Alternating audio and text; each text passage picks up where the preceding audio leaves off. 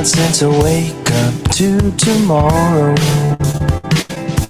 I've never felt like I did belong. Then I sing my place and then the sorrow was all gone, gone. Take my hand and we'll see the sunrise. Understand it in your eyes. Coming home to you, home is where I wanna be. I'm coming home to you, this is where you can be who you wanna be. It's been a while since I saw yesterday. I want to move forward to this wonderful place. Take my hand and we'll see the sunrise. Be my friend and look in your eyes. I'm coming home to you, home is where I wanna be. I'm coming home to you, this is where you can be who you wanna be.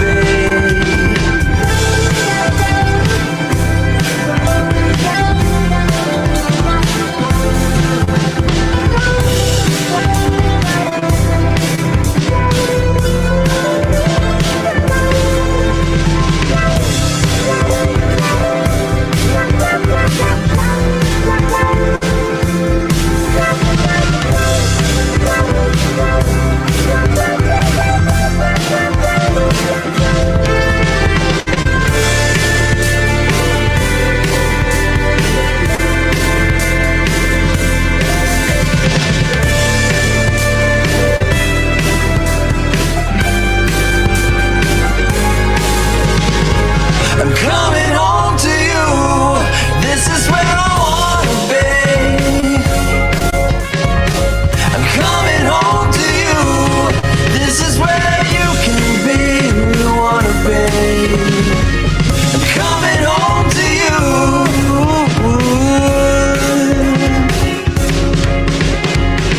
I'm coming home to you. Coming home to you.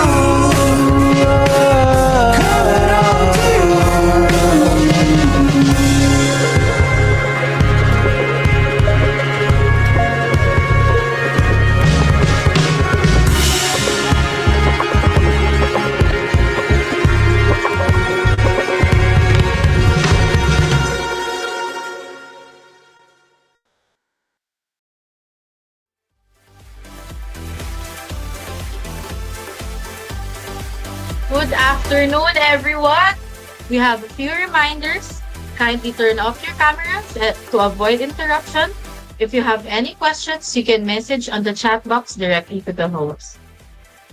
Good afternoon, and welcome to the webinar program of DEP 9A entitled Distance Learning.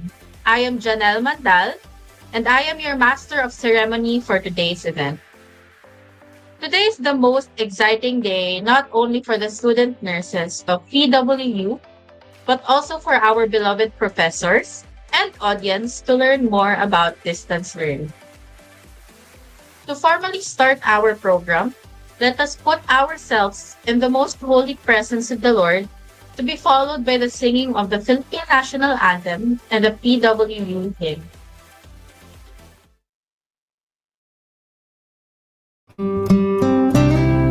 Dear Heavenly Father, we thank you for gathering us all today in this important endeavor.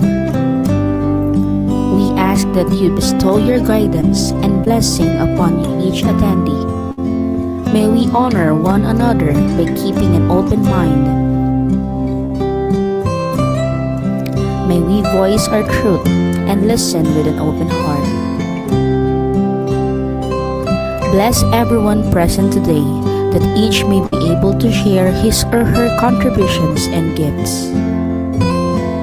grant good health and safety to loved ones left outside this room, and bestow peace and goodwill to all of us.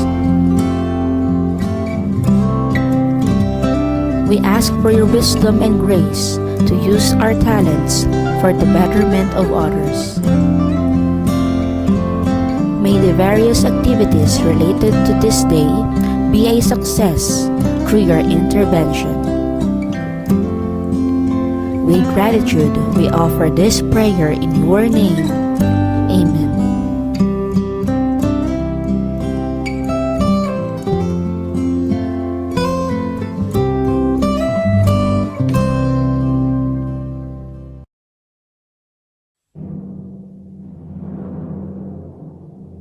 Kayang magiliw, pero saan sinanganan? Alam ng puso, sa dibdib mo'y buhay. Lupang hinirang, buyat ka ng magiting. Sa manlulupig, di ka pasisiin. Sa dagat at bundok, sa simoy at sa langit mong bukaw. May dilagang tulad, awit sa paglayang minamahal. Ang kisap ng watawat mo'y tagumpay na nagdidigdig. Ang bituin at araw niya kailan pa may di magdidinig. Lupa ng araw ng at ipagsintabay langit sa piling mo. Aming ligaya dapat may mga ami ang mamatay ng dahil sa'yo.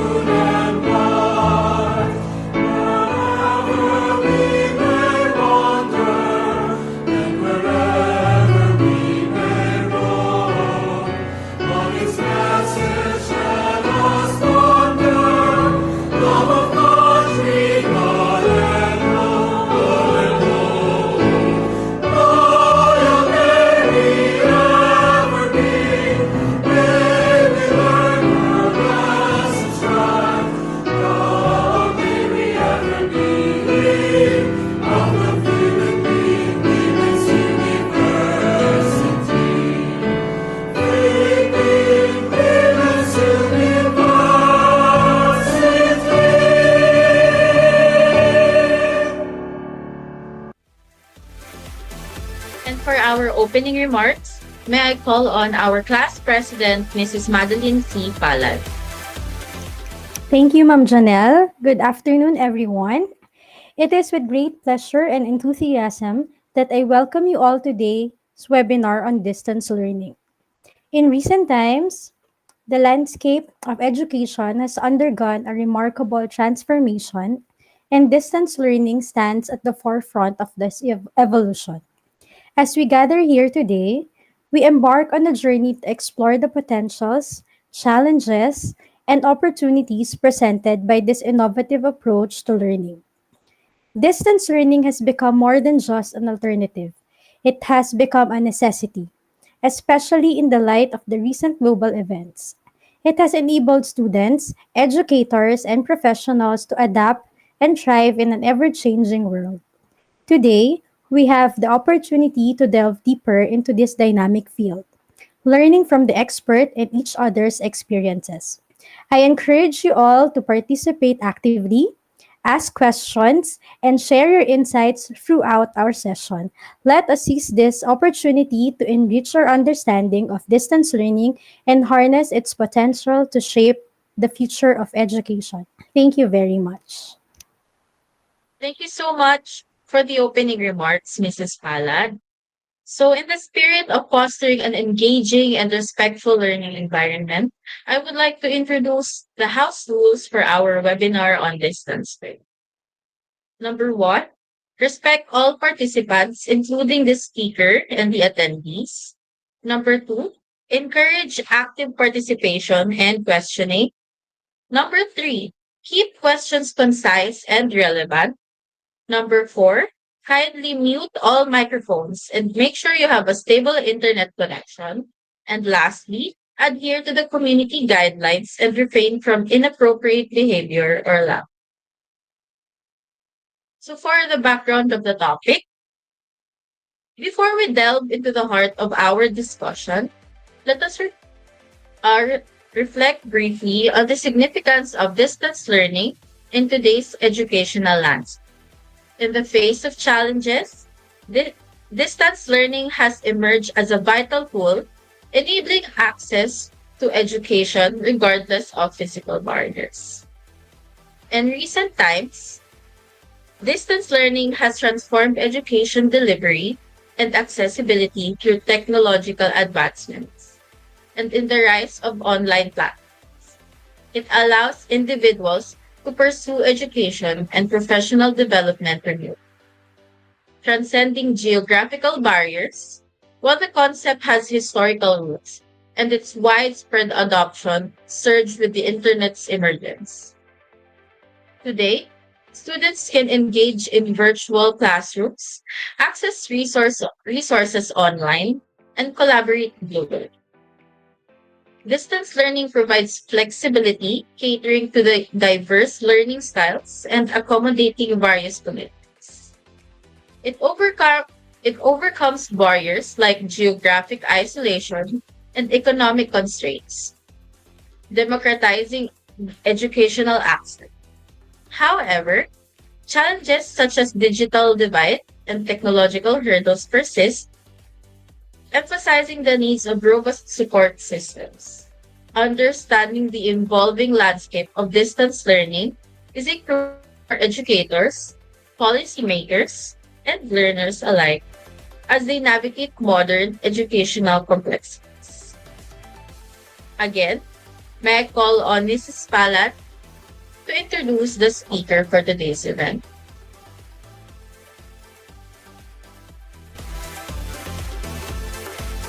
It is my pride and joy to present to you our speaker today. She is a dedicated nurse educator and advocate who is passionate about the convergence of healthcare, education, and research.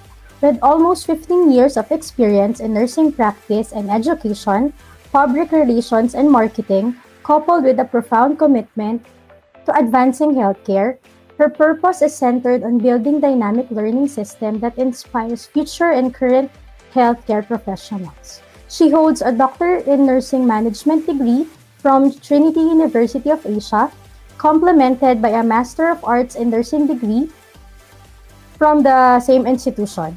She earned her Bachelor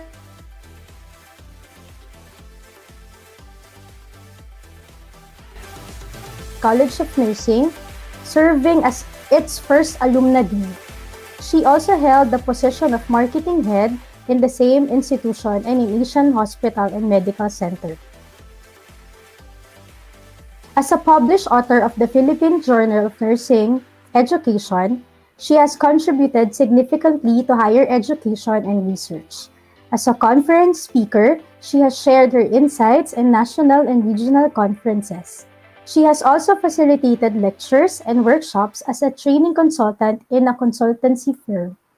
Her commitment to professional development is evident through her speaking engagement in various training programs and organizational activities. She is also an accreditor for tertiary program for the Philippine Accrediting Association of School, Colleges, and Universities. As an active and bona fide member of the Philippine Nurses Association, she has notably gained the accolade of being a recipient of the Hall of Leaders Award in 2003. With a steadfast commitment to excellence, she embodies the essence of nursing leadership, education, and advocacy, making a profound impact on the healthcare community and inspiring the future and current healthcare professionals. Let us all welcome Dr. Katrina Francesca Arevalo Lausi.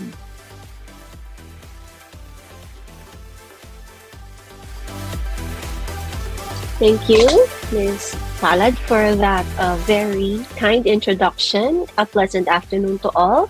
Is my audio clear? Yes? Yes, Dean. ma'am. So, at this point, kindly allow me to share my screen.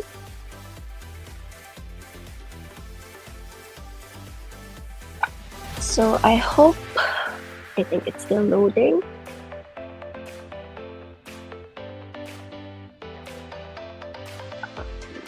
One moment, I'll just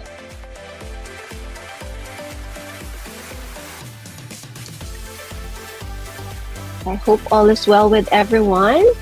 So allow me to just fix my screen to make it bigger on your view.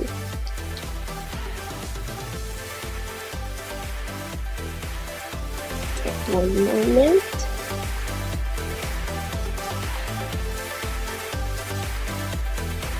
So I understand that we are being live streamed right now. So it's not just here in this Google Meet, but we can also be seen or viewed by our participants.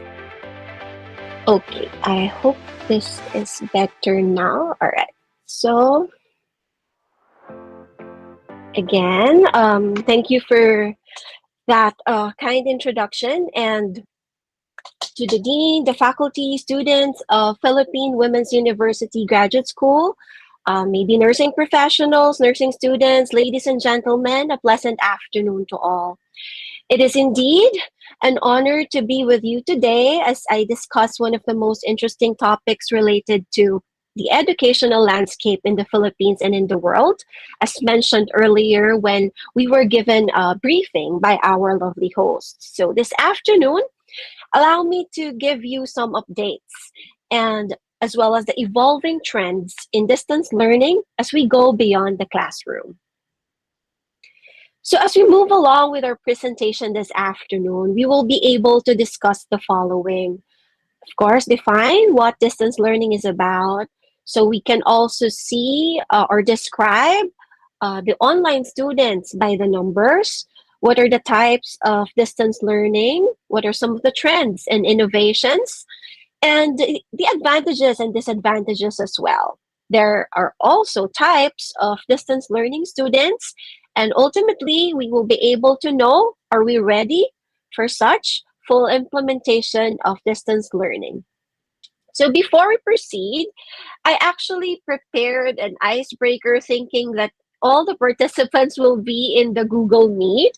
However, if you are watching us via live stream, you can still somehow participate. But for those in the Google Meet, if you can show some of the reactions as will be required per statement, then please feel free to do so. So first, who among you is enrolled in an online course, maybe one or two currently previews? So can you clap your hands? So this is the challenge. I won't be able to see you, but I hope that you can participate in your own comfortable locations right now, wherever you are. So I can see some in the screen. So next is, who among you prefers to study at your own pace? So can you give us a heart react? Yes, there are some. I believe majority are want to have their freedom in terms of studying at their own pace.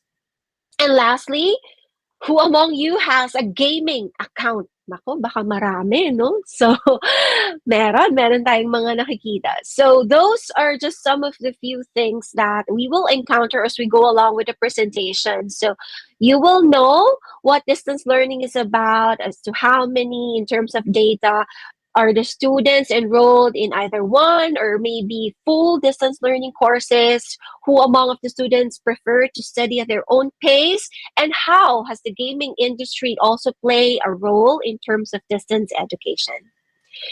So moving forward, let us define what distance learning is about. So technically speaking, when we say distance learning, it is any kind of remote learning in which the student is not physically present in the classroom. So this is something that we do right now. So we're doing a webinar.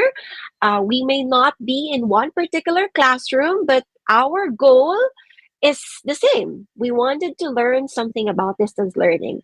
So this is something like the student may be anywhere while learning takes place. So let us simply put, distance learning mean educating students online. Over the years, it has become an alternative mode of teaching and learning. Again, I say alternative mode. So it is not something that will replace our traditional classroom learning, but it is meant to complement or become an alternative. So it has become another venue for instruction and education per se. This is also called correspondence education.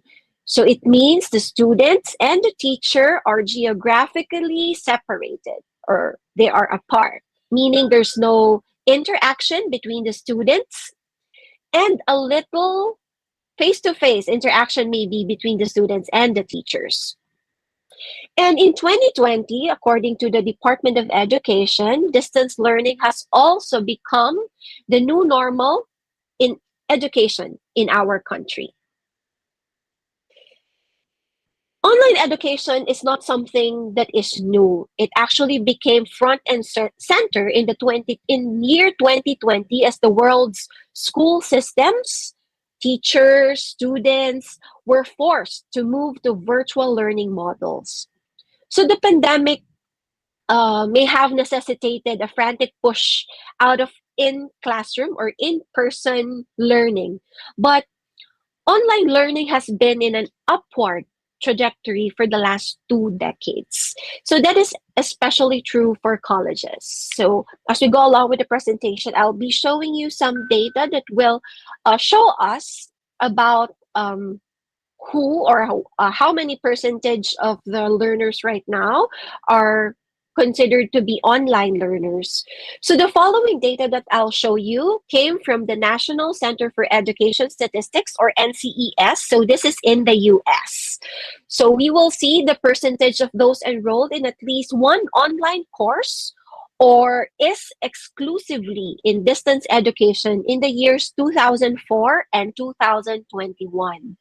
So with years 2004 to 2021, it has 17 years gap. So we will be comparing the data for the 2 years. So in 2021, it is said that 59% of undergraduate students are enrolled in at least one online course, while there's only 15.6% in 2004. So as for those exclusively enrolled in distance education, there are 30% in 2021 as compared to only 3.8% in 2004. So this goes to show that there is an increasing number of undergraduate students who opt to enroll under distance learning. On the other hand, so since we have the undergraduate, we also have graduate students just like you. So although undergraduates represent the largest segment of online learners, graduate degree seekers saw a sharper incline in terms of those who are taking full online programs. So we can see an increase from 6.1% in 2008 to 27.3% in 2016. And the number taking at least one online course is increased by at least 30% over that same period. So this also goes to show that even in the graduate school, there is an increase in interest in enrolling under distance education. So now that we've seen the numbers, so now let's see who are its target group. So as I mentioned early on, over the years, distance learning has gained its popularity as it increased its access to learning opportunities. So specifically, who are its target group? It targets the following population. First, those individuals who cannot attend classes on a daily basis for whatever reason they may have. Those individuals with financial limitations, because one of the advantages that distance learning has is that it is, they say that it is more cost effective, cost efficient in terms as compared to on taking classes on site, because you can save up on transportation, allowance, and all those other things. It can also serve as an option for slow learners, because we know for a fact that we have our own pacing in terms of learning. So when there is an option for distance learning where you are in control of your time most of the time, then it becomes an option for those who are not very well adept in terms of coping up with a fast-based transition in the on-site setting or the traditional classroom settings. And lastly, it also is, or it targets also individuals who wish to go for higher education and expand their knowledge base to their careers. So, like a majority of our graduate school students, who most of you, I believe, if not full time, working full time, or doing postgraduate education, and you prefer to have it online so that you can also get to take control of your time. So those are some of the target groups of distance learning. Now let's see, using the data from the NCES in the US, let us take a glimpse of what online students these days look like in terms of gender, age, employment, and income.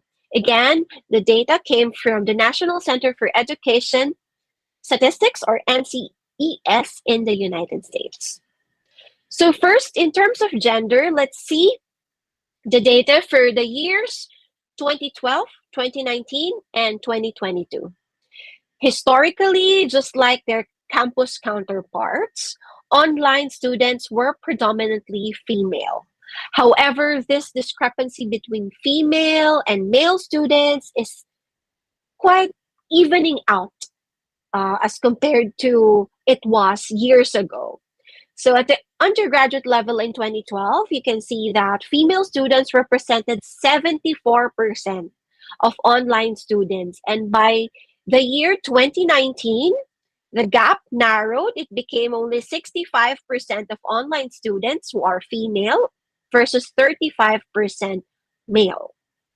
And in the year 2022, we saw the split inch closer to about a 50-50 breakdown that we're seeing in traditional in-campus programs. So there are already 45% male and 53% female in undergraduate online degree programs. So how about in the graduate school level? So at the graduate level in 2012, women represented 66% of the online student population. So that's 34 for male. And in 2019, the number had fallen to only 54%.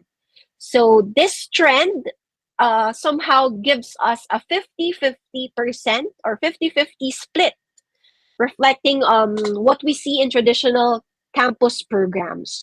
And in 2022, we can now observe a higher percentage of male students at 56%, versus 53% of their female counterparts.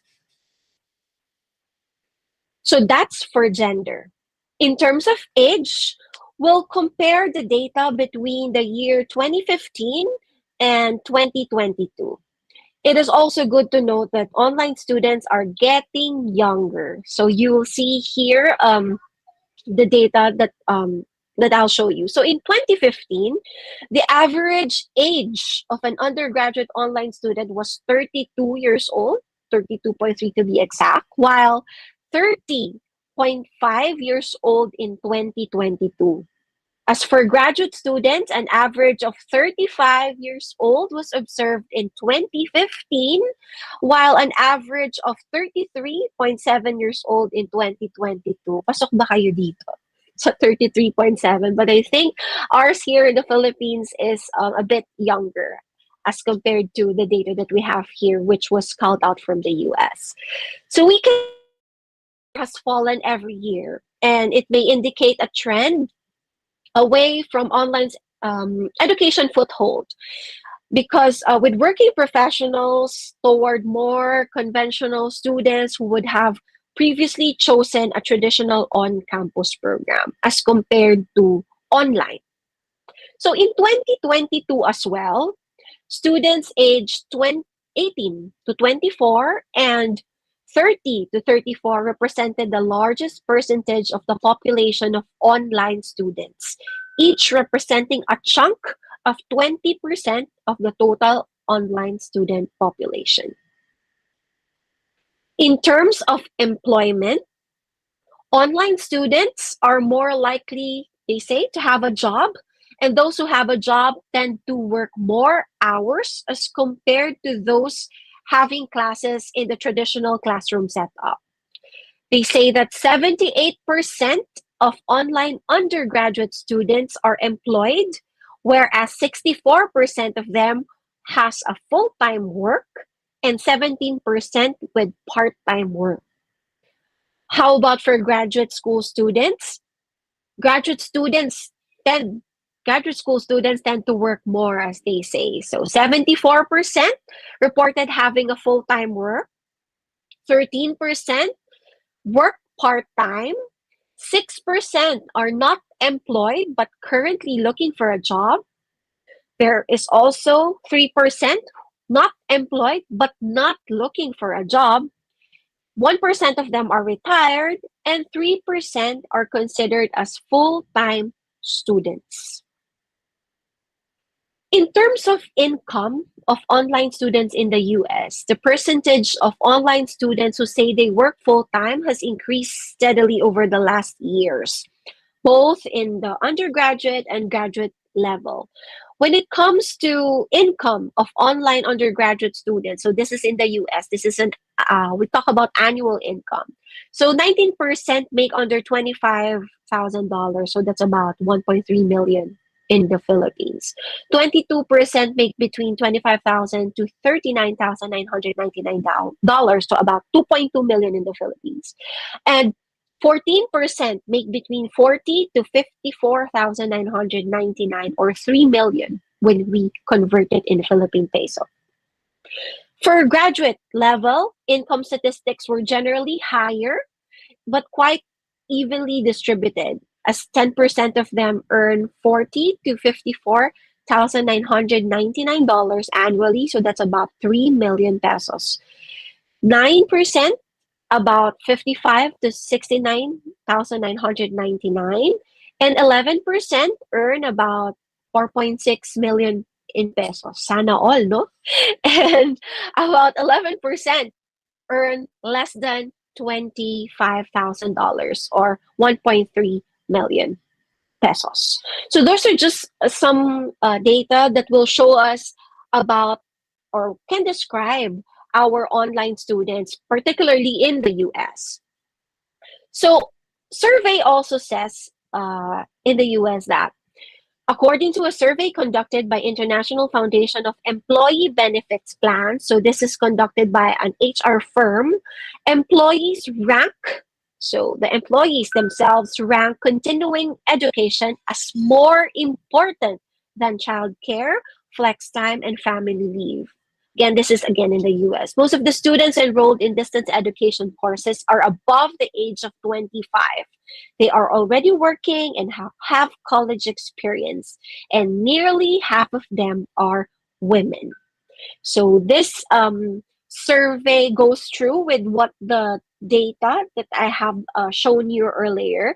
So majority still would like to pursue higher education or postgraduate studies. So most of those who are the takers for online education are already either graduate, college graduate, or they already have experienced college. So now we go and discuss about the types of distance learning. So though when it started here in the Philippines, distance learning quite was opposed by many. So the Department of Education and the Commission on Higher Education, or CHED, adopted and implemented a flexible model of blended learning. So according to CHED in 2020, flexible learning provides learning interventions and delivery of programs with the consideration of the unique needs of the learners that may or may not involve technology. So here in the Philippines, we have two forms of distance learning. We have the online distance learning and the modular distance learning. But if we are to be asked what is it that is being implemented by majority of the schools, most parents, teachers, and even students would prefer the online distance learning, because somehow this gives them a chance that there could be little interaction still between the students and the teacher, which they believe can ensure learning. So let's go ahead and discuss further what online distance learning is about. So the types of the online distance learning is divided further into three. So first is we have the synchronous. For sure, you are very much familiar with this one, because majority of the schools, colleges, and universities nowadays have implemented this kind of setup since brought about by the COVID-19 pandemic. So when we say synchronous, this is the most popular form of distance learning because it makes interaction between the teachers and students easier. It is done via teleconferencing, so something like this, using Zoom, Google Meet, and other learning management systems. So it is not just limited or confined to having teleconferencing, but it can also be done using chatting. So it can be done by chatting online. So this type of distance learning offers flexibility, and somehow it affects the life of the students at an extent, because you have to sit in front of your desktop or laptop and for a quite period of time to join your synchronous classes. Nevertheless, this type of distance learning, the synchronous, they say it is best suited for degree programs that draw attention to communication, such as nursing, psychology, and general education in general. Next type would be asynchronous. So I'm not sure if you are into asynchronous type of online distance learning, because this one typically it sets a weekly time limit, but otherwise it provides students with the freedom to work at their own pacing. This is more of the students will have time to communicate with their fellow students through online blackboards or through their LMS or learning management systems. This type of learning is usually dominated by assignments and projects, because it works well in the asynchronous format, because we give students much time to focus and to finish their work in time. Degree programs that can work well with this kind of setup may be those that do not need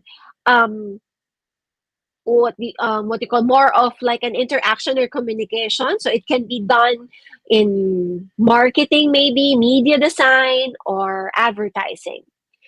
Since we're talking about giving of projects and assignments, it may work well with this kind of courses. And next is we have what we call the hybrid distance learning. So hybrid meaning to say it's a combination of the two. So this is something that institutions would like to have, because you can have a mix of both the synchronous and asynchronous. And for sure, majority of the schools are doing something like this. You allot particular schedules for on-site or face-to-face learning interactions, and also time for asynchronous learning. So this is something that can be more beneficial for both students and teachers, but it all depends on which type of distance learning will be implemented by the institution. So moving forward, there are also, aside from the synchronous, asynchronous, hybrid model types, there are also other types of distance learning that is available.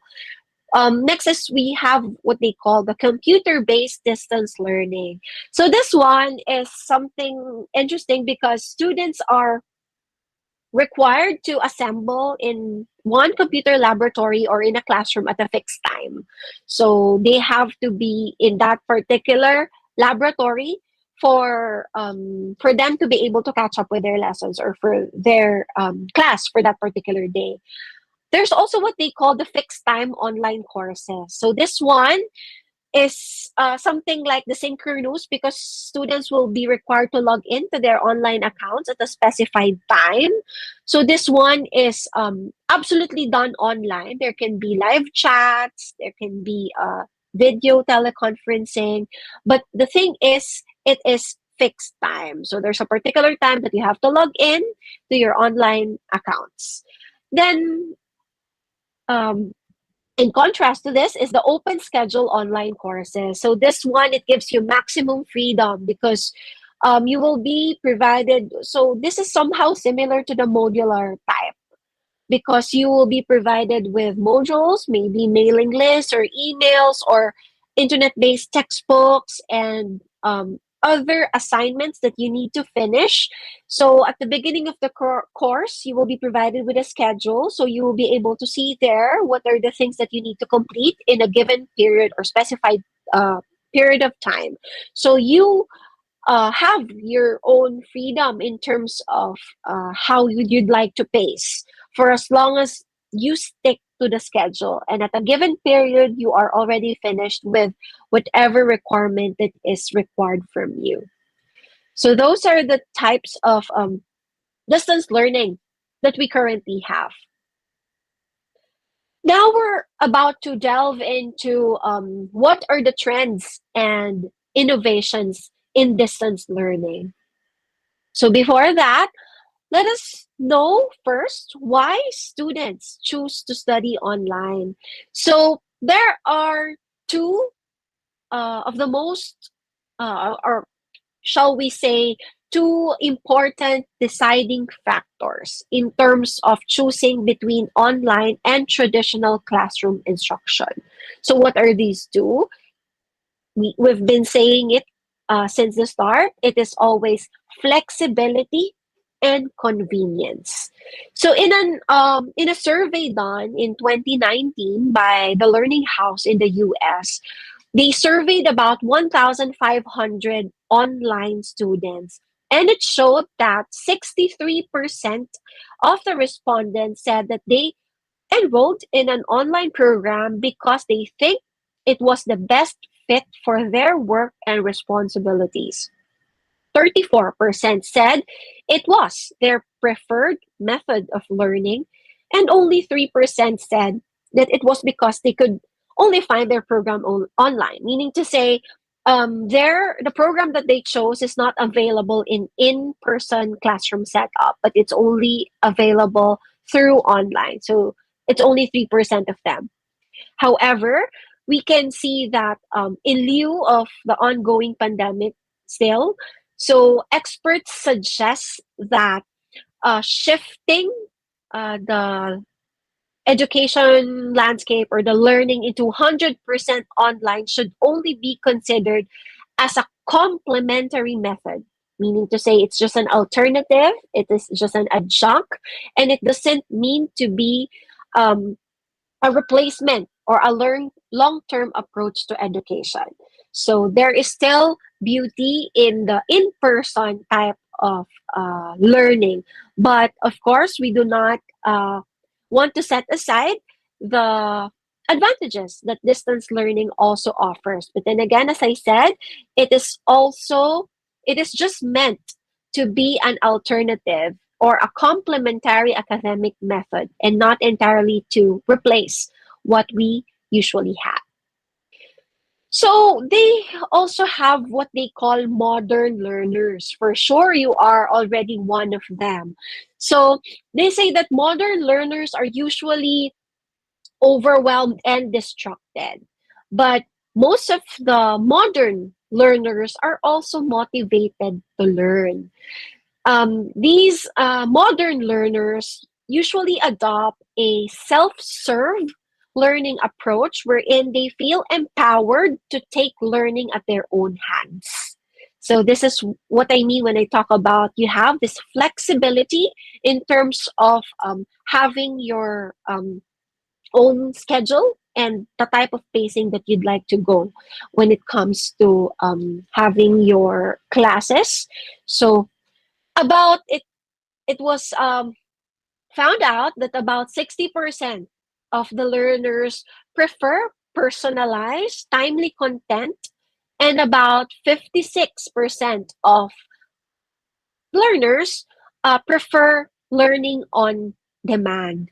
So this is why we believe that one of the trends available right now is mobile learning.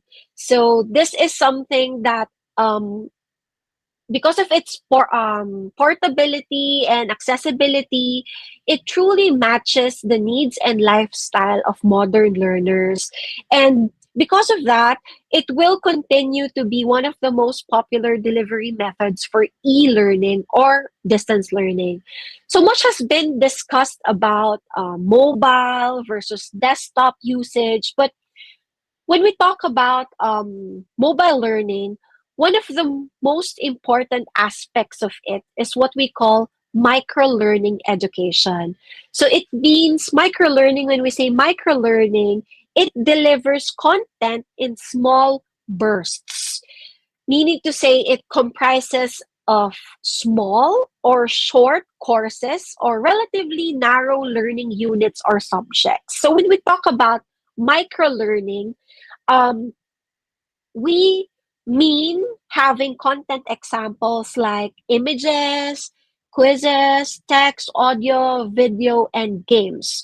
So this is for you to be able to understand it better. When we say micro learning, we can make use of having instructional videos, most likely, that we can play for a specific task.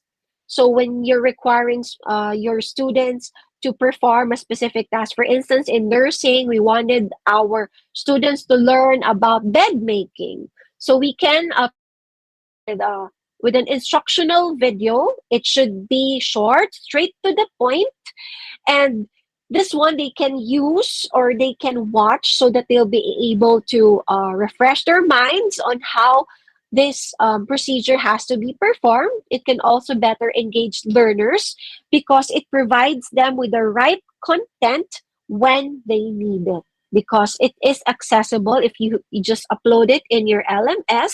And they say that it also helps in terms of long-term retention because they can access it from time to time, and then it promotes long-term retention in the long run. So when we talk about micro-learning, as I mentioned, it also talks about mobile learning apps. So currently, with the widespread use of smartphones, we have tablets, iPads, and all, mobile learning apps have gained popularity as convenient tools for delivering educational content. So these apps usually provide access to lectures, quizzes, interactive modules, and other learning materials, allowing students to study anytime and anywhere. So it's already available here in the Philippines. In fact, as early as in their maybe senior high school days, we have a website which you can try to visit. It is the educacion.ph. So this website is a type of microlearning or mobile learning app where students can get guidance in terms of career, and there's also scholarship opportunities in this website. So even if they're not yet in their college program or degree programs yet, students can already access this kind of mobile learning through educacion.ph. And related also to microlearning is video-based learning. So video, as we all know, is a very versatile medium for delivering mobile learning. Since learners they seem to favor it among other social media platforms. In fact, in a study by Pearson, 67% of millennials and 82% of Gen Z reported YouTube as their preferred learning platform. So I'm not sure if majority of our participants right now are still millennials, or some of you or majority of you are already Gen Z. So they say that the study or the survey was done in 2018. So it says that the preference for the learning platform of students nowadays is YouTube already. So on-demand video-based learning has been around for over decades. So it is re-emerging right now, and it's gaining momentum through interactive video-based learning. So while we watch videos at our own during our free time or whenever we want to do it, there is a new format that is introduced right now, and it is called interactive video-based learning. So this format aims to address some of the common or innate problems in terms of video learning, because as we all know, there can be passive viewing. Diba? We cannot trace, we cannot know whether it has really been viewed by the learner or by the student.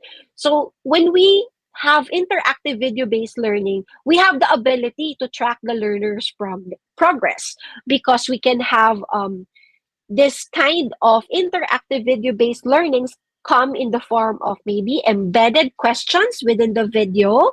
There can be some navigation menus, keywords, and other pointer phrases embedded in the video itself. So it becomes interactive. So at one point, the video will stop and it will direct you to a different site or app. So in that way, it becomes more interactive as compared to the traditional video-based learning. Then, similar to that, we have what we call the adaptive learning systems.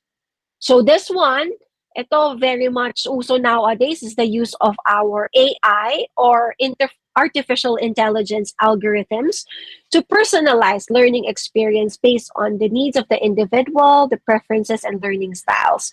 So this kind of system analyze student performance data to provide tailored recommendations, maybe exercises and feedback, supporting whatever they were able to get from the data to ensure that there is mastery in the instruction and learning.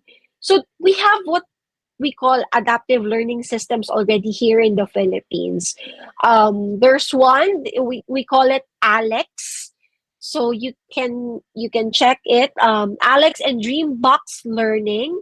So Alex and Dreambox, they both offer personalized math instruction aligned with the Philippine curriculum. So as I said, It is not just it does not target just college students or graduate students, but also those in their in the K to 12 within the K to 12 levels. Next is they say that 5G stimulates immersive learning experience. So this is not just about browsing in our phones, in our mobile phones, but it also has its role already in education. However, we cannot yet fully say that we can maximize 5G because not all areas in the Philippines are covered by this. But in countries like South Korea, China, US, they are the ones leading in the development of 5G technology. Here in the Philippines, we have yet to see its full deployment. So we can expect that once the interaction is set, it will impact online education, particularly immersive learning experiences, such as VR. So we say when we say about 5G technology, so we can talk about augmented reality, AR, virtual reality, VR, and also the mixed, sorry for the typo, and also the mixed reality, or what we call MR. So when we integrate 5G into learning systems, it offers vast opportunities in education, including immersive video services. Because it is not just due to the fact that it will increase the download speed of instructional videos and other learning materials, but it also means having a more stable video conferencing and seamless interaction and collaboration with peers who are, of course, not with you during online setup.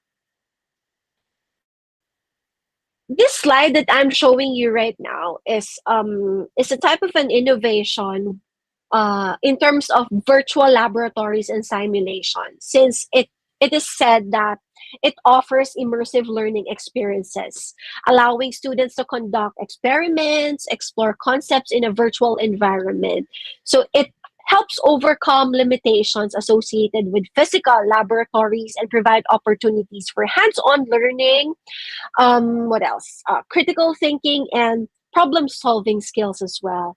So a perfect example of a virtual laboratory is what they call the Marvel. So this is a facility of the Our Lady of Fatima University, or OLFU. So in Fatima, they have what they call the Marvel. So it stands for Multiple Applications for Reality Virtuality Experience Laboratory. So this one, they have cutting edge technology or equipment that bring together virtual, augmented, and mixed reality technologies. So it was inaugurated, I believe, last year in February in Our Lady of Fatima University, and it is open for use and for visit of students or teachers from other universities, not just from them, for as long as you just write them a request to use this one, because this is a project, a collaboration project between OLFU and the DOST. So the Department of Science and Technology, and also they partnered with other firms and also the Sigma Phi Gamma chapter. Next is about the use of open educational resources, or what we call the OERs. In the US, they say that college students spent about $1,290 on books and supplies during the academic year of 2018 to 2019. Imagine spending that much, for sure, here in the Philippines also. So as the cost of higher education and also textbooks become increasingly expensive, so there is what we call the open educational resources. So it means that there is a library of digital learning materials. So it is as compared to the usual or the traditional printed content. So it's something that is available anywhere through, of course, the web. And it also gained the same acceptance as that of textbook. But not all OERs are digital. There are also some which you can have your copies, which I believe are your own libraries, will help you in terms of your access for the OERs. So this is a type of an educational trend that, of course, will become mainstream in the future. And it will, of course, have its growing acceptance later on.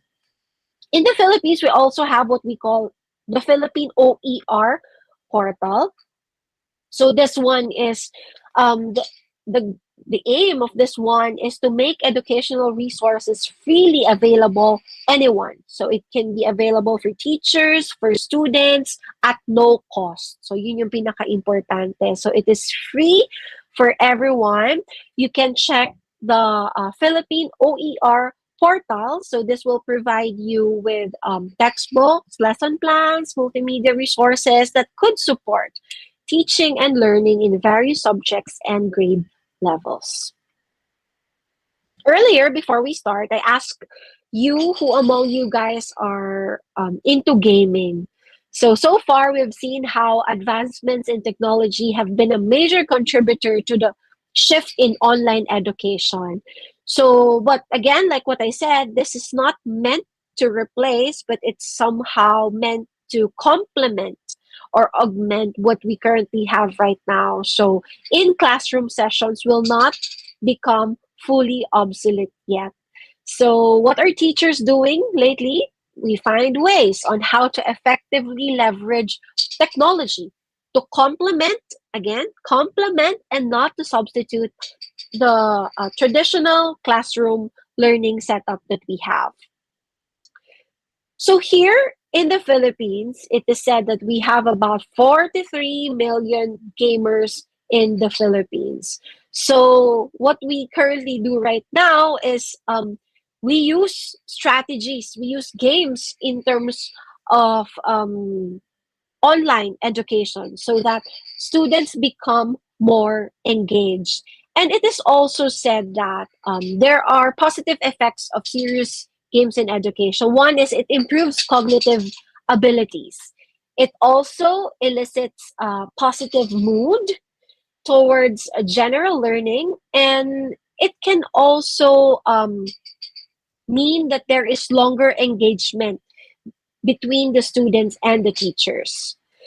So it is said that colleges and universities are using gamification strategies like badges and leaderboards to encourage student participation in school activities, motivate them to explore learning outside of the classroom, and help increase their social engagement with peers.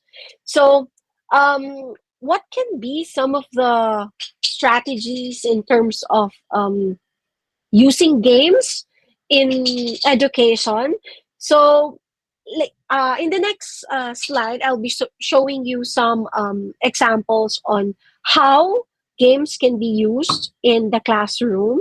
So it's more of helping them increase also their social engagement with their peers, since it's quite difficult to have classes online because there is no physical interaction.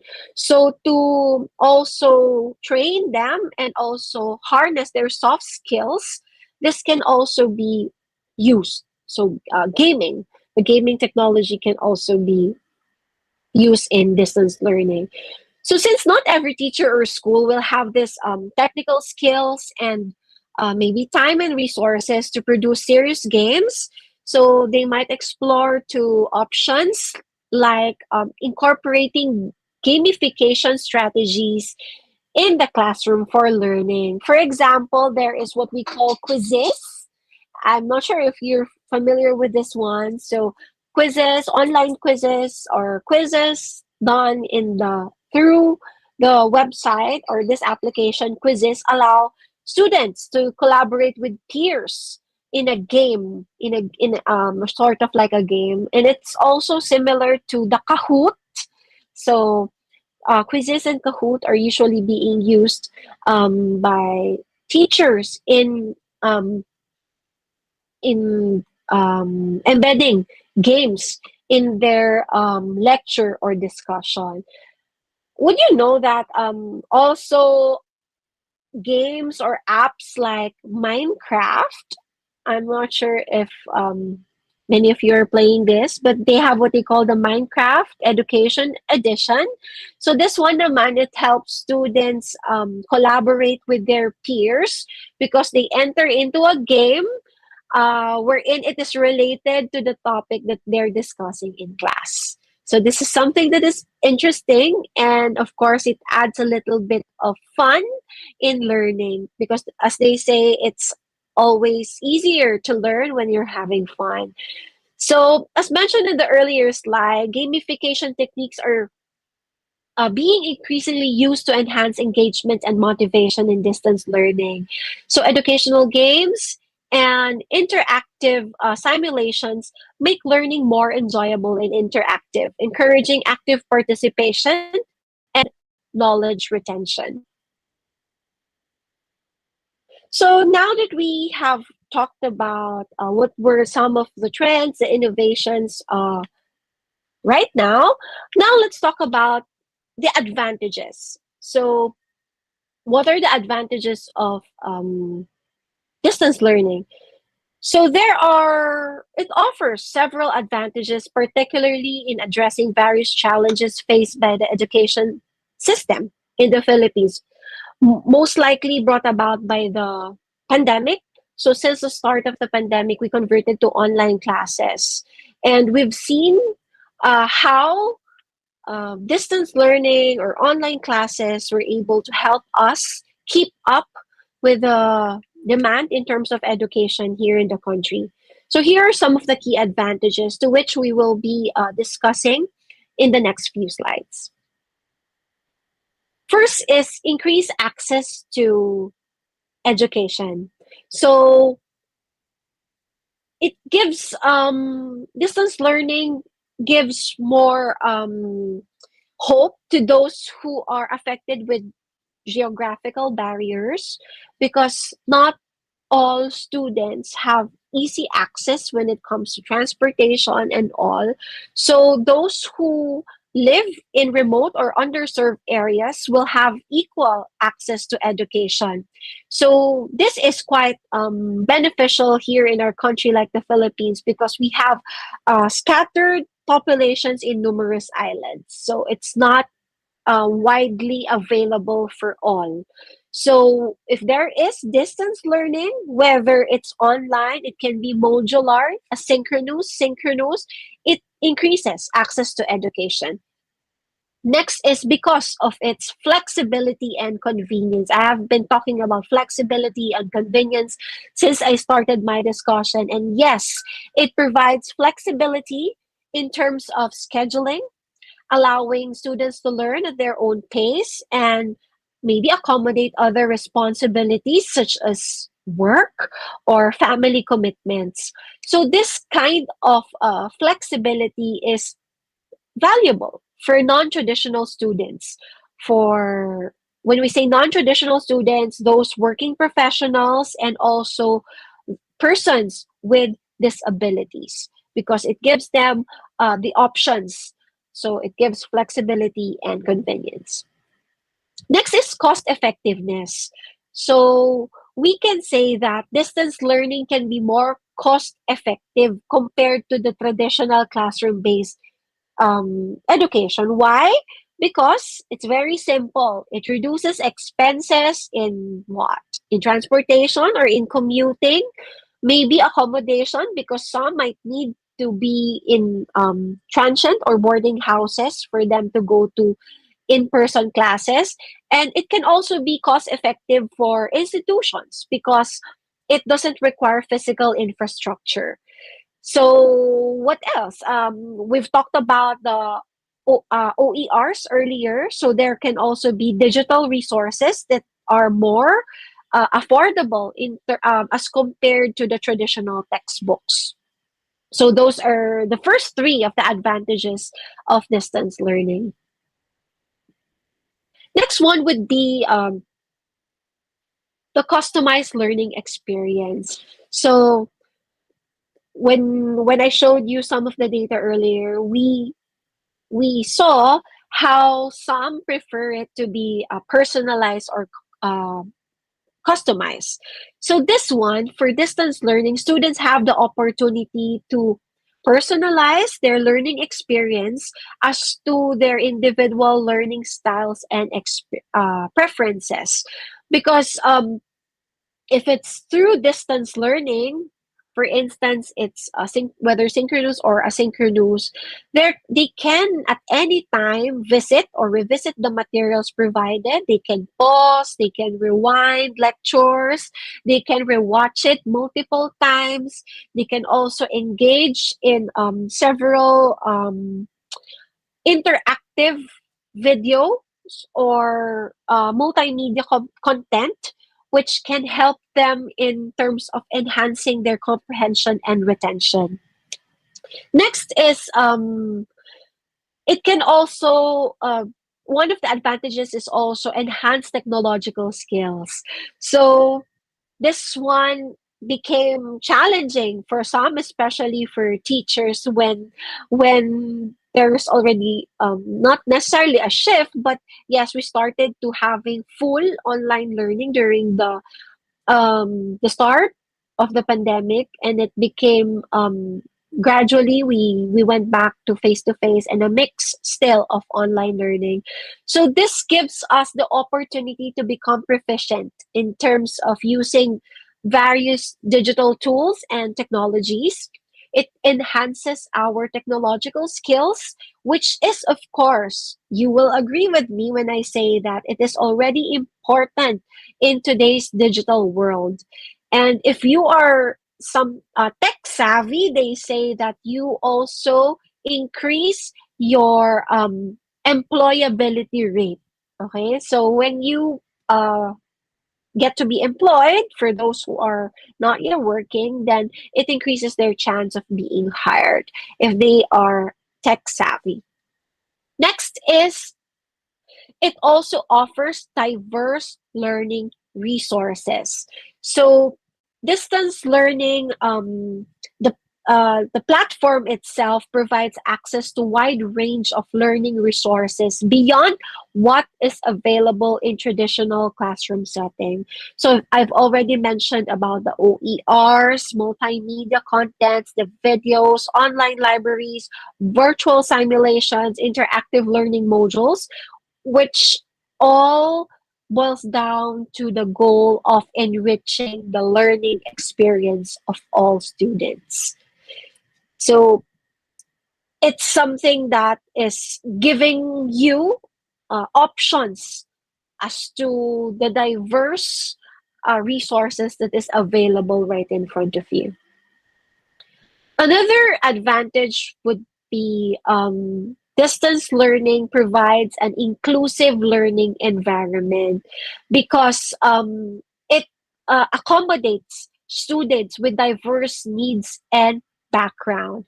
It can actually be beneficial for students who fear maybe or feel like they face discrimination or social stigma in traditional educational settings. It might be helpful for those who cannot keep up well with the fast-paced traditional classroom learning. So this type of distance learning might be better for some students. Next is reduced environmental impact. So we also think about Mother Earth because when we do distance learning, we eliminate the need, of course, for commuting. And we also reduce the use of paper. So therefore, it contributes largely to the reduction in the emission of carbon and its environmental impact.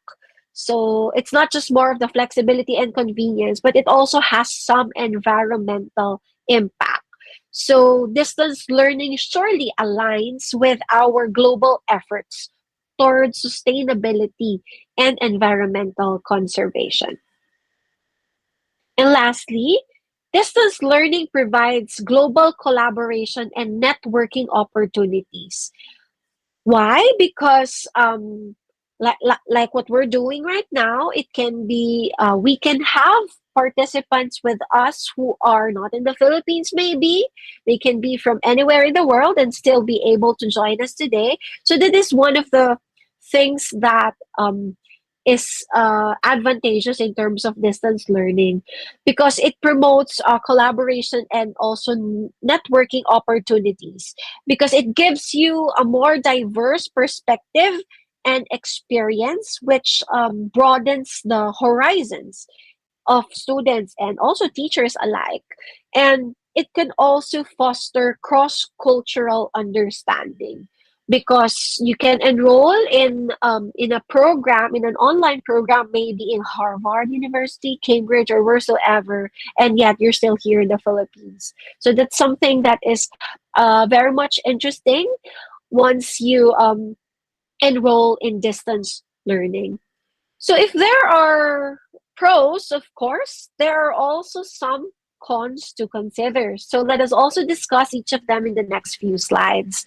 So while distance learning in the Philippines offers various benefits, it also comes with several disadvantages and challenges that need to be addressed. So here are some of the key drawbacks of distance learning. First is we have the number one disadvantage would be the limited access to technology and internet connectivity. So one of the most significant challenges is there is unequal access to technology and reliable internet connectivity, especially in rural and underserved areas. So there are also students who lack access, most likely, to computers, smartphones, or even stable internet connections. So it also hinders their ability to participate effectively in distance learning activities. So that is the first and predominantly the most significant challenge in terms of distance learning. Next is increased socioeconomic disparities. So when we say this one, the digital divide exacerbates existing socioeconomic disparities, as students from low income families may face greater challenges in affording the necessary technology and internet services for distance learning. So, as I mentioned, it is similar to the first disadvantage, where there is limited access to technology and connectivity. So, those who come from low income families may not have the luxury to buy the gadgets or the connectivity that they need for them to be able to participate effectively in distance learning activities. So with this, it can widen the gap in educational opportunities and outcomes between privileged and disadvantaged students. Next one, it's very obvious, the lack of face-to-face interaction. Because in distance learning, it reduces opportunities for face-to-face interaction between students and teachers. Thus, it limits the opportunity for personal connection, giving maybe real-time feedback and collaborative learning experiences. So, in distance learning, there might be an increased feeling of isolation, disengagement, and probably a sense of a feeling of disconnect from the learning community. But of course, this has to be properly addressed by the institution and the teachers, because here we're dealing not just with the physical health of students and teachers alike, but also their mental health. So that's why there are many ways on how you can make this more engaging, more interactive, so that it will limit the disadvantage of having lack of face-to-face interaction. Next is challenges in student engagement and motivation. Of course, doing something like this, talking to participants via live streaming or via teleconferencing is quite a challenge, especially during this hour of the day. So this is the disadvantage that distance learning also poses, because this challenge is there is no social dynamics since there's no physical classroom. So there can be struggle when it comes to self-discipline, time management, and even maintaining motivation. That's very important. It can be demotivating for some because there is no physical contact. There's no on-site classroom experience. And maybe the absence of immediate feedback can also be detrimental to students, and it will also impact their engagement and academic performance. Next is regarding quality of instruction and learning experience. So it is of course important to ensure that there is still quality of instruction, even if it's delivered through distance learning. But it is quite very, very challenging in terms of delivering interactive and engaging lessons. It by means of maybe providing personalized support. How do you assess student progress effectively? There can also be technical glitches, maybe poor audiovisual quality, and limited instructional resources, which can detract students from their overall learning experience. The next disadvantage is also on digital literacy and technological barriers. So many students and teachers may lack this sufficient digital literacy skills to navigate online learning platforms. So not everyone are tech savvy, especially those who are not very much adept in terms of how you navigate through all of these platforms and digital resources. So with this, there's a chance that these resources or technology might not be effectively utilized for educational purposes. So with this, of course, it is very much important to address these technological barriers. So it requires ongoing training and support for both the teachers and also the students. Next is, I may say that this is very much what do you call it? It's also one of the disadvantages that is very concerning because it is about academic integrity and cheating. So distance learning presents unique challenges in terms of maintaining academic integrity and preventing cheating during assessments. What do we mean by this? Because when you're not in the classroom, students may have easier access to unauthorized resources and maybe collaboration opportunities. Like you can chat maybe your classmates, and then you can open your notes anytime while taking your exams or taking your quiz. So this has been also very challenging for teachers. The challenge is, how do you ensure fair and transparent evaluation practices in an environment such as distance learning? It is something that is essential but can be quite complex. But there are actually ways on how to do it. In fact, there's actually an application wherein you have to log in that app, and you will be monitored as to how many screens you are using. There's a camera behind you and things like that. So we use that in terms of monitoring students during the days when it is still pure online. So specifically in taking the examinations. Next is and I believe this is the last of the disadvantages, is the impact on mental health and well-being. We have touched this a little bit early on. it has an impact on the mental health and well-being of both the teachers and the students, because they might feel prolonged periods of isolation due to prolonged screen time. Maybe academic pressure associated with distance learning can also take a toll on the mental health and well-being of students. So with this in mind, it is essential to prioritize mental health.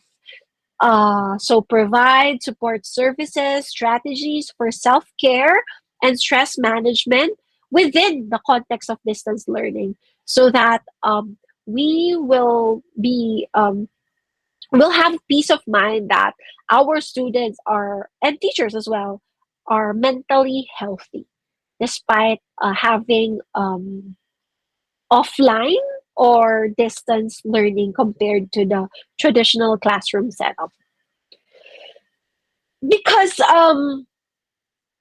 of distance learning, colleges nowadays now categorize students differently. So um, since online learning provides more flexibility for curriculum delivery, maybe lower costs in terms of infrastructure and all, greater accessibility options. So it gives colleges also ways on how they categorize their students as compared to how they do it from before. Now it's more of how to understand them better in terms of their needs. So now we will know what are the types of distance learning students. So first group is we call the aspiring academics. So these are what we think of the traditional students. So these are those who are within the age range of 18 to 24. They are recent high school graduates who are focused on the academic achievements of college life. And it comprises 20% of online learners, and one of the two biggest segments in terms of the types of distance learning students. Next is the coming of age students. So they are also about between 18 to 24 years of age, and they are exploring the academics.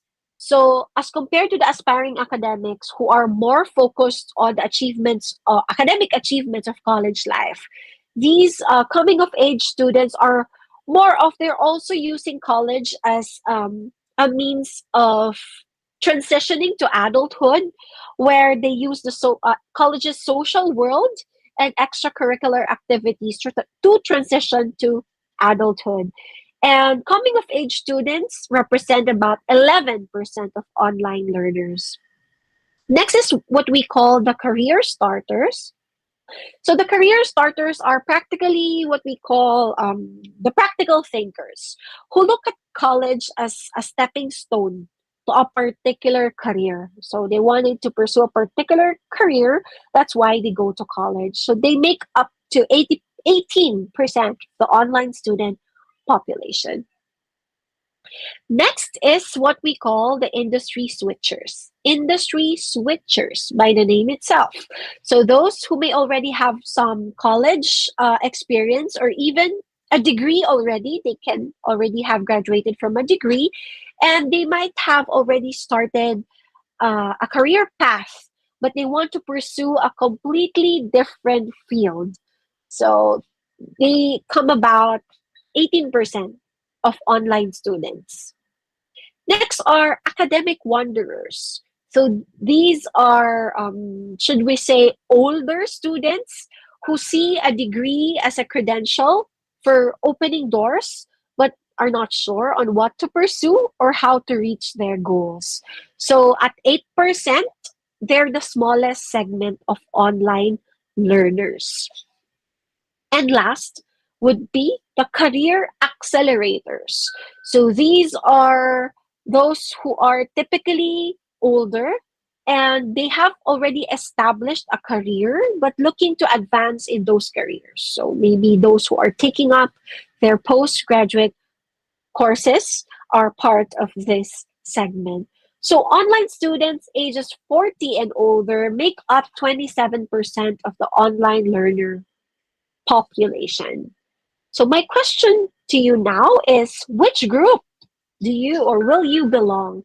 Are you part of the aspiring academics, those traditional students? I don't think so. For those who are already graduate school students, maybe you can be not of coming of age, because this is particularly true to those who are in their bachelor's, who are taking up the course bachelor's degree programs. So maybe you can be industry switchers or academic wanderers, or some might be career accelerators who would like to still pursue something despite having an established career. So whatever it may be, we hope that you are enjoying the benefits and also trying to navigate the how you'll be able to address some of the cons or the disadvantages of distance learning. So as I'm about to end my presentation, I'd like to focus on the acceptability and readiness in distance learning in the Philippines. It has become a significant discussion and scrutiny, particularly in the context of the COVID-19 pandemic. While there are varying perspectives on this issue, it's very essential for us to consider several factors that influence the overall acceptability of distance learning. First of all, we have to be concerned in terms of the readiness of students.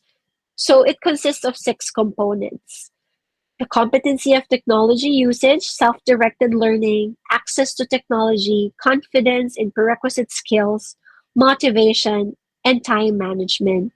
So all of these 6 components simply imply that, of course, students must have computer and technology skills prior to enrolling themselves in online or distance learning. They also must have good study habits and independent learning skills. And they should also get this motivation. So they should be highly motivated in attending online classes. Because while convenience and flexibility are there, it is still very much important that there is motivation on the part of the students. Because as I have mentioned, you will be in control of your time. You will have it at your own pace, but it's very much important that motivation is there. So that's for the students. And next, we should also be concerned about the readiness of teachers. Basically, there should be acceptance, access to technology, motivation also, time management, institution and policy, content, the pedagogical competency, and competency in the use of technology. So first things first, teachers must first absorb the nature of the setup. They should be well oriented that the teaching and learning process will occur online or in an environment that is technology driven. So they must be aware that their lessons and as well as their methods and strategies should be aligned with the principles of distance learning. They also have to have this knowledge or proper training in terms of the policies and guidelines of the institution in terms of implementing distance learning. With this, it helps them to become more prepared and confident as they proceed in teaching the students through online or distance learning setup. So it's not just the readiness of the students, but also the readiness of the teachers. And this is also something that we should look into, because while students are keeping up with all the advancements, trends, and innovations in distance learning, we should also think about, of course, the teachers or the professors, since not all are tech savvy. There are still some who are traditional, and we should um, we should make it a point that we are in the same boat. So regardless whether there are generation gaps, so we should also take into consideration those who are more senior than some of the teachers and professors that we have right now. So that's for the readiness of the teachers and the students. Of course, it's also important to take note of the readiness of the institution in terms of finance, the information communication technology infrastructure, human resources, management and leadership, content, culture, and competence in technology. So the capacity of the institution to invest in the right and appropriate technology is the institution's primary concern when it comes to teaching and learning with technology, since there should be investments in ICT infrastructures. And it's not going to be easy, it's not going to be cheap, but it entails a lot of investments. So it has to be there has to be proper research and study about this one, so that the institution will be properly guided in terms of adapting to the update, the trends, and the innovations that distance learning is offering us right now. So the institution is, aside from the ICT infrastructures or anything related to technology, must also be concerned with its human resources, the management and leadership, because they require training. So it's not a one-time, big-time training, but it is ongoing. So there should be training development programs that must be given not just to the teachers but also to the management and leadership of the institution. So there you go. In a nutshell, we can say that readiness is indeed the key for successful implementation of distance learning. First is we need to have orientation for the students. So this will give them the idea on how distance learning would happen. This is also the time for them to ask questions for if they have clarifications in terms of their class schedules, which learning management system to use, and things like that. So it's best if they will be oriented. Second is training for teachers is necessary. So the institution must provide and ensure that teachers will undergo training. Again, as I said, it's not a one-time, big-time training, but it's more of providing constant training and seminars to teachers and also for non-teaching staff, because these training sessions will provide them with a familiarity in terms of how to go about with online classes, and most especially the use of the learning management system itself. And lastly is for the institution to undertake needs assessment. So this is a type of a business tool that allows the organization to determine the gap between the desired output and the current state. So it allows the institution to identify what should be prioritized or improved.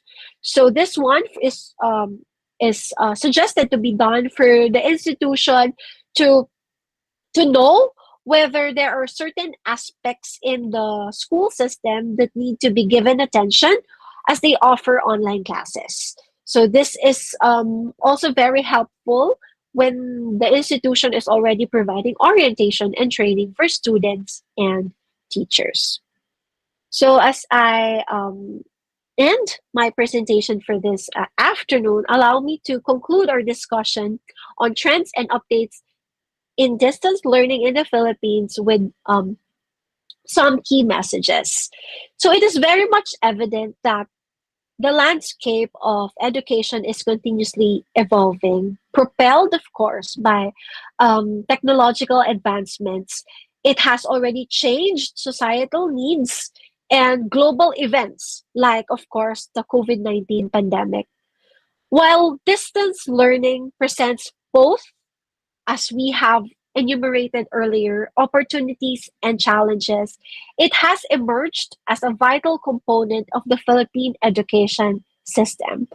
It provides access to quality education, fostering innovation, and preparing students for success in an increasingly digital world. And as we move forward, it is very much essential for us to remain adaptive, resilient, and committed to addressing the barriers to effective distance learning, including access to technology, digital literacy, and socioeconomic disparities by, of course, harnessing the power of technology, promoting collaboration among all the stakeholders, and prioritizing the needs of the learners so that we can ensure that distance learning continues to evolve as a transformative force in Philippine education, empowering individuals, communities, and our nation as a whole. Let us continue to explore innovative solutions. Let us share best practices and work together to create an inclusive, equitable, and future ready educational experiences for all learners in the Philippines. Together, if we do that, we can build a brighter future where education knows no boundaries and every Filipino has the opportunity to thrive. Thank you for your participation and commitment to advancing distance learning in the Philippines. Marami pong salamat at magandang hapon sa inyong lahat. Thank you so much po, Dean Katrina. We've learned a lot regarding distance learning and how we adopt and enjoy online learning. The impact of distance learning is far-fetching, transcending geographical boundaries and traditional barriers to education. So it has democratized access to the education, making learning opportunities available to individual regarding of their location, socioeconomic status, or yung physical limitations. So the distance learning has empowered lifelong learners, working professional and marginalized communities, sabi niyo po, to pursue education as in their own pace and convenience. Now we formally start po our open forum where Dean Kat will answer the following questions that were sent to us during the presentation. So as a reminder lang po, you can still submit your question through the chat box here in Google Meet or in YouTube. Dean, meron na pong nagtanong po and nag-send na po sa amin.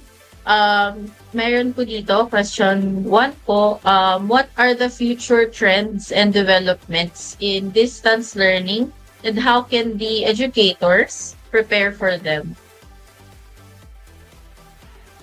Okay, so thank you for the question. So the trends that I have enumerated early on were some of the upcoming trends that we should watch out for. First, again, is the use of gamification strategies.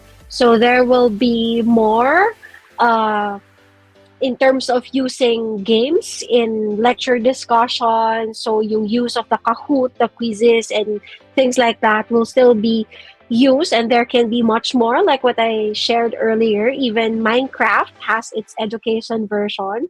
So for sure, there are other games which can be utilized in the classroom. Also, the use of the open educational resources, so OERs, will be very much in demand right now because first it's free, so it is accessible by everyone. So it's going to be easier in terms of doing your research or preparing for maybe your lecture or your discussions in the classroom. And also the use of AI, but of course that is very much controversial, but that goes with a different discussion as well. So but this artificial intelligence also help us in doing or in doing some of the late or the innovations in distance learning. So probably they can watch out for more innovations like what I said, the use of videos, interactive videos are the current trend right now. In fact, I just finished an online module where I had to finish 4 modules at my own time and pacing without sitting like this in a conference, maybe whether webinar or talagang seminar type siya, you're in a hall. You just have to finish the module. It has embedded questions, embedded, quizzes. So I think that's the way to go right now for you to ensure that the videos are being really watched by the learner. So it is not something that you just make it available, but it's something that is really being utilized. Thank you. Thank you po, ma'am.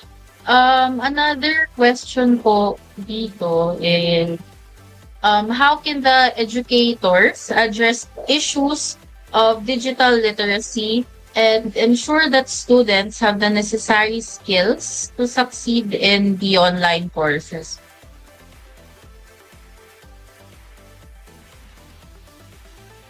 Thank you. So that is more of how do you ensure that educators will be able to ensure that there is digital literacy. So as I said, it goes both ways. So it is not just digital literacy for the students, but also for the teachers themselves. So appropriate trainings should be facilitated by the institution in order to ensure that both groups are well adept in terms of what are the things that they should remember, or how can they be termed as digital literate, because it's not just about being tech savvy, but it also involves ethics. Also, it also involves a lot of things. So appropriate trainings will be needed in order for both groups to become digitally literate. So now we're just going to that part wherein we're starting to make things online as compared before na, diba, we have the traditional classroom setup. So now innovations are being made as we transition from having just the traditional classroom type of learning and now to distance learning. It presents a lot of challenges, and of course the key to that is always education itself. So you have to educate both parties, the teachers and also the students, in order for it to be effective. Thank you po, Min.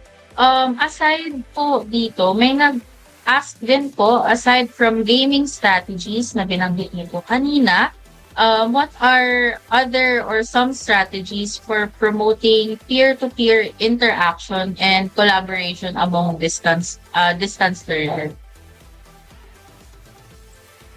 Siguro aside from using the games, it's still much more important to, since it poses a lot of risk in terms of the mental health of both teachers and students alike.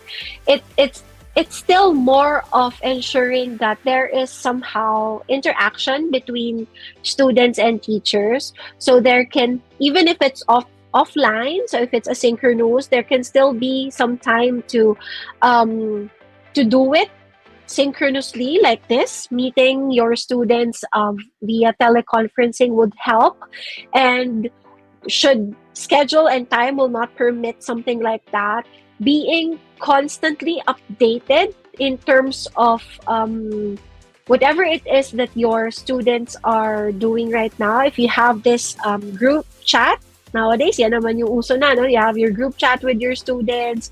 You ask them from time to time whether how they are doing. Yung simpleng kumustahan would really be helpful to ensure that even if it's offline, there is still that meron pa ring touch na or concern, the personal touch, kasi that's something that is lacking when it's most of the time offline. So the connection should still be there between the teachers and the students, because the last thing that you want to happen is that your students become demotivated and they will no longer pursue their studies because they felt like it is not that effective as compared to the traditional classroom setup. Thank you so much po, ma'am. Aside na wala naman na pong question po, thank you for that insightful talk, ma'am, and for answering the questions po of our participants. So, we are going to be awarding na po the certificate po. I would like to virtually give the certificate of appreciation to you for our beloved guest speaker, Dean Katrina Francesca Arevalo Lausin, DNMRN. So may I call on po our President, Mrs. Palad po, to give the certificate po. So, certificate reads, Certificate of Appreciation to Dean Katrina Francesca Arevalo Lausin, DNMRN, for imparting her knowledge and expertise as keynote speaker on the topic distance learning, organized by the Philippine Women University Masters of Arts in Nursing, BCNG 521 class school year 2023 to 2024, given this 4th day of March 2020. Madeline C. Palad RN, our class president, and Dean and Dr. Minerva D. De Ala, Dean of School of Nursing.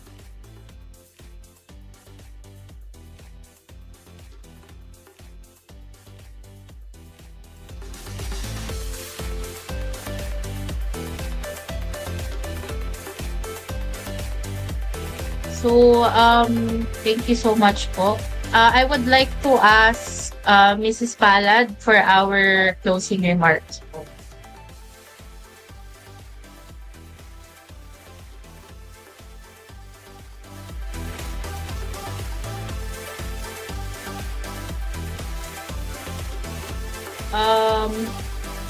Mrs. Palad, for the closing remarks po, ma'am.